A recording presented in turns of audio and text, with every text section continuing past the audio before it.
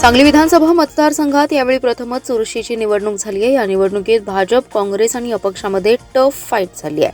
काँग्रेस व अपक्ष उमेदवारांनी भाजपबरोबर काँग्रेसच्या मतांवर मोठे डाव टाकलेत। अनेक ठिकाणी भाजपच्या बालेकिल्ल्यातील मते फोडली आहेत, तर दुसरीकडे काँग्रेस व अपक्ष या दोघांनी देखील काँग्रेसची पारंपरिक मते आपल्याकडे वळवण्यासाठी प्रयत्न केले। त्यामुळे या निवडणुकीत फिक्स आमदार कोण हे सांगणं कठीण झाले।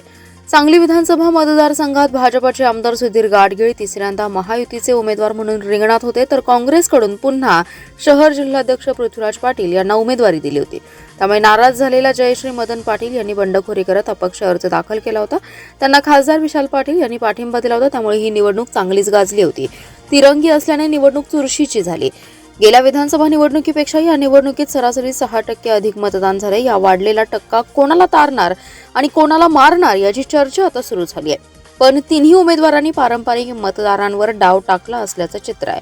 आमदार सुधीर गाडगीळ, पृथ्वीराज पाटील आणि जयश्री पाटील यांनी सर्व राजकीय डाव टाकले। त्यामध्ये कोणाला यश येणार हे शनिवारी निकालावरूनच समजणार आहे। जिल्ह्यात मागील 15 दिवस प्रचाराचं धुमशान, आरोप प्रत्यारोपांच्या फैरी, टोकाला गेलेली ईर्ष्या आणि चुरशीने 8 विधानसभा मतदारसंघात विक्रमी 72.12% मतदानाची नोंद झाल्याचं जिल्हा निवडणूक विभागाच्या वतीने सांगण्यात आलंय।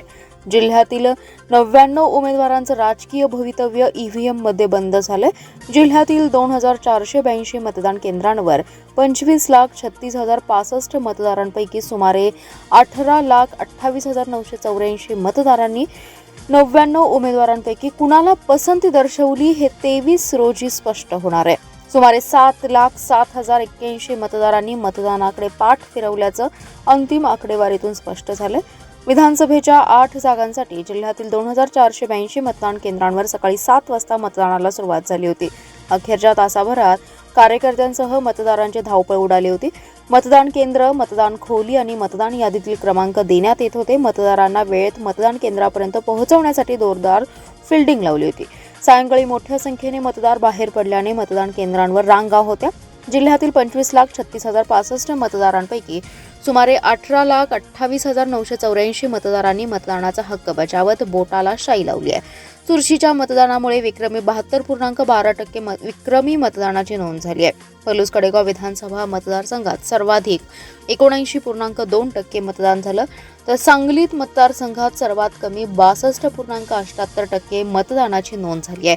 मात्र सुमारे 7,07,081 मतदारांनी मतदानाकडे पाठ फिरवल्याचं स्पष्ट झालं। जिल्ह्यातील 8 विधानसभा मतदारसंघाची निवडणुकीची मतमोजणी 23 नोव्हेंबर रोजी सकाळी 8 वाजता सुरू होते। सरासरी 21 फेऱ्या होणार आहेत। मतमोजणीला अवघे 24 तास उरल्याने राजकीय पक्षांची घालमेल झाली आहे। 8ही विधानसभेच्या मतदारसंघात महायुती विरुद्ध महाविकास आघाडी यांच्यात सरळ लढत झाली असल्याने उमेदवार आणि कार्यकर्त्यांनी देव पाण्यात घातलेत। शनिवारी दुपारपर्यंत निकाल घोषित होईल, यासाठीही प्रशासनाकडून तयारी केली जाते, तर दुपारी 11 नंतर निकालाचा कल समजू शकतो। या मतमोजणीसाठी सुमारे 600 कर्मचारी नियुक्त करण्यात आले। जिल्ह्यात विधानसभेच्या 8 जागांसाठी बुधवारी सरासरी 71.57% मतदान झाले।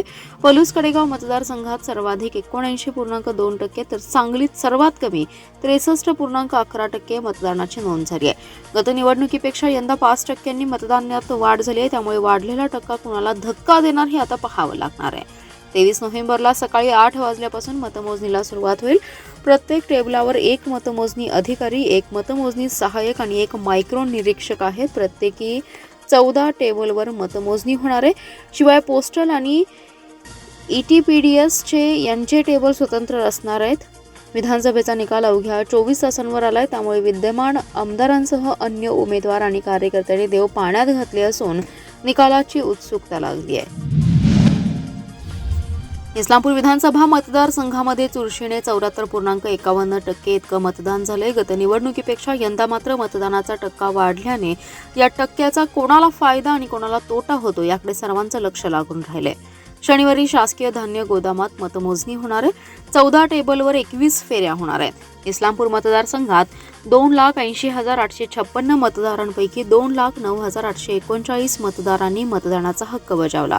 1,41,698 पुरुष मतदारांपैकी 1,08,092 तर 1,39,152 स्त्री मतदारांपैकी 1,01,743 मतदारांनी मतदानाचा हक्क बजावला. इस्लामपूर मतदारसंघात तब्बल 12 उमेदवार निवडणुकीसाठी नशीब आजमावत आहेत. तरीही राष्ट्रवादी काँग्रेस शरदचंद्र पवार पक्षाचे प्रदेशाध्यक्ष, महाविकास आघाडीचे आमदार जयंत पाटील आणि महायुतीचे उमेदवार निशिकांत भोसले पाटील यांच्यात काटा लढत झाल्याचं दिसून आलंय. 35 वर्षातील विकास, सहकार, ऊस दर, MIDC, रोजगार या मुद्द्यावर निवडणूक चांगलीच गाजली. दोन्ही बाजूकडून आरोप प्रत्यारोपांच्या फेऱ्या झडल्या. त्यामुळे निवडणूक प्रचारात रंग भरला होता. त्यामुळे मतदारसंघामध्ये निकालाची उत्सुकता लागून राहिली आहे. इस्लामपूर मतदारसंघात जयंत पाटील 50 ते 60 हजार मताधिक्याने विजयी होतील असा दावा कार्यकर्त्यांनी केलाय, तर निशिकांत पाटील 10 ते 15 हजार मतांनी विजयी होतील असा दावा त्यांच्या समर्थकांनी केलाय. कोणाचा दावा खरा ठरतो हे 2 दिवसानंतर समजणार आहे. जिल्ह्यातील प्राथमिक आरोग्य केंद्रांमध्ये कार्यरत असलेले कंत्राटी कर्मचारी गेल्या 10 महिन्यांपासून मानधनाच्या प्रतीक्षेत आहेत. या कर्मचाऱ्यांनी दिवाळीही उसनवारीवर केली. मात्र सध्या उदरनिर्वाहाचा गंभीर प्रश्न निर्माण झालाय. वरिष्ठ अधिकारीही यामध्ये गांभीर्याने लक्ष घालत नसल्याच्या कर्मचाऱ्यांच्या तक्रारी आहेत. प्राथमिक आरोग्य केंद्रांमध्ये बाह्य यंत्रणेद्वारे कंत्राटी पद्धतीने लॅब टेक्निशियन, औषध निर्माण अधिकारी, लिपिक, स्त्री परिचर, पुरुष परिचर अशी विविध पदे भरण्यात आली आहेत. त्यामध्ये नागज आणि वांगी प्राथमिक आरोग्य केंद्रातील एकूण सुमारे 16 कर्मचाऱ्यांचे ऑक्टोबर 2022 ते फेब्रुवारी 2023 अशा 5 महिन्यांचं मानधन थकीत आहे. तसेच लेंगरे, नागज, चिकुर्डे, वाटेगाव, बेळाशी, मुचंडी, वांगी, देवराष्ट्रे अशा अन्य आरोग्य केंद्रातील सुमारे 70 कर्मचाऱ्यांचे फेब्रुवारी ते नोव्हेंबर 2024 पर्यंतचे म्हणजे 10 महिन्यांचं मानधन थकीत आहे. जिल्हा परिषदेमधील आरोग्य विभागातील वरिष्ठ अधिकाऱ्यांकडे कर्मचाऱ्यांनी सातत्याने मानधनासाठी पाठपुरावा केला. मात्र प्रत्येक वेळी केवळ आश्वासने मिळालेत, मानधन काही मिळालं नाही अशी तक्रार कर्मचाऱ्यांकडून होतीये. गेल्या अनेक महिन्यांपासून हे कर्मचारी पदरमेड करून रुग्णांना सेवा देत आहेत. मात्र याची कोणी दखल घेत नसल्याने यंत्रणेच्या कारभाराबद्दल आश्चर्य व्यक्त होते.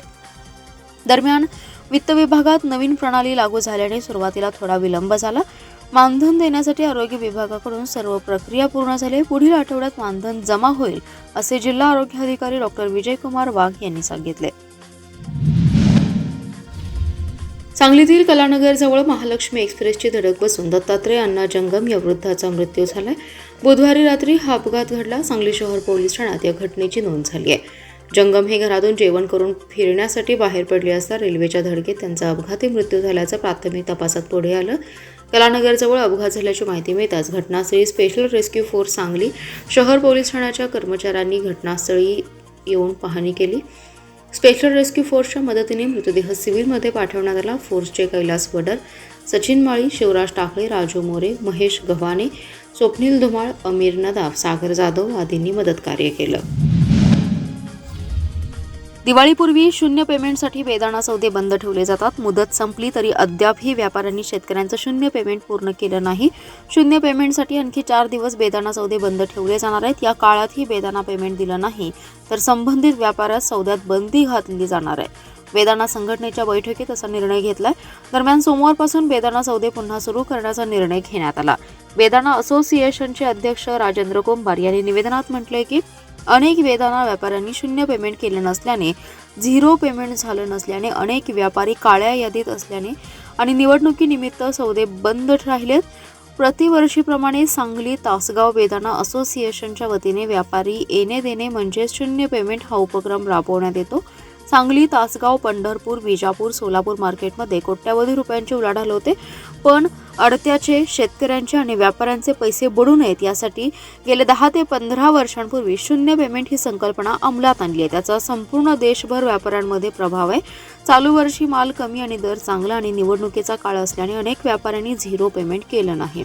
बेदाणा असोसिएशनकडे सांगली व तासगाव येथील अडत्यांनी मोठ्या प्रमाणात पेमेंट आलं नसल्याच्या चिठ्ठ्या असोसिएशनकडे दिल्याचं समजते. अनेक व्यापाऱ्यांकडे कोट्यावधी रुपये अडकल्याने आणि येणे बाकी असल्याने बेदाणा असोसिएशनने सोमवारी बेदाणा सौदा सुरू करण्याचा निर्णय घेतलाय.